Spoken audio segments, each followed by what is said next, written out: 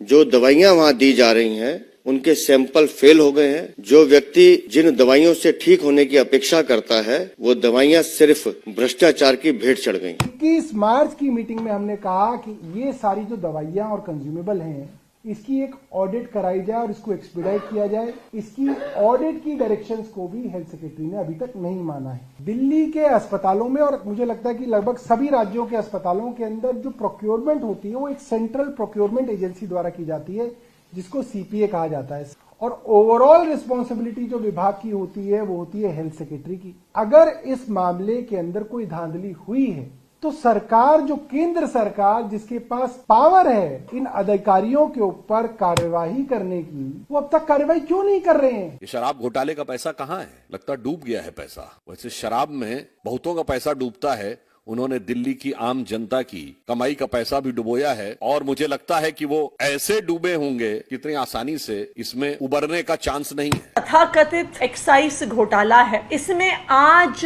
तक केंद्र सरकार की कोई भी एजेंसी कोई भी प्रमाण सामने नहीं रख पाई है। कभी कहते हैं 10,000 करोड़ का घोटाला हुआ, कभी कहते हैं 3,000 करोड़ का घोटाला हुआ, कभी कहते हैं 1100 करोड़ का घोटाला हुआ, कभी कहते हैं 70 करोड़ का घोटाला हुआ, कभी कहते हैं 30 करोड़ का घोटाला हुआ। लेकिन करोड़ों के घोटाले के बावजूद अभी तक ये एक पैसे के भ्रष्टाचार का प्रमाण, चाहे ईडी हो चाहे सीबीआई हो, सामने नहीं रख पाई है। ये बहुत बड़ा घोटाला है, हजारों करोड़ रुपए का। इसको आम आदमी पार्टी की सरकार लगातार दबाने की कोशिश कर रही है और जिस तरह से एक कंपनी विशेष को फायदा पहुंचाने के लिए लगातार 2018 से केजरीवाल सरकार के मंत्री श्री कैलाश गहलोत उसमें एक कनाइवेंस के साथ उसमें जुड़े हुए हैं। इस मामले के अंदर एक भी बस नहीं खरीदी गई, एक भी। इसके अंदर टेंडर प्रक्रिया के अंदर कोई इंक्वायरी हुई और सरकार ने कहा जब तक इंक्वायरी होगी टेंडर प्रोसेस को रोक दिया जाएगा, हम एक बस नहीं खरीदेंगे। आप पूरी इंक्वायरी कर लो। मगर बताते हैं 2400 कमरों की करीब क्लासरूम जिनको बनाना था, जरूरत थी, लेकिन इसको बढ़ा के 7180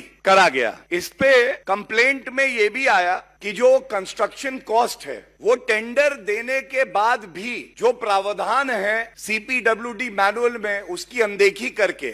कुछ सच्चाई नहीं है इन सब चीजों में। सरकार आज कमरा बनवा रही है। जब हम और सीएम साहब और सत्येंद्र जैन जी और हम सब लोग देखने जाते थे, आप लोग भी बहुत सारे देखने आए थे, जब कमरे बनवाने शुरू किए तो वहाँ लगा यार इसमें बढ़िया टाइल लगनी चाहिए, बढ़िया डेस्क आनी चाहिए, शानदार टॉयलेट्स होने चाहिए। बढ़ गई। अब आप अच्छा स्कूल बनवाओगे तो कीमत लगेगी, आप रोते हुए बनवाओगे उसमें भ्रष्टाचार करोगे तो कीमत रोता हुआ स्कूल बनेगा।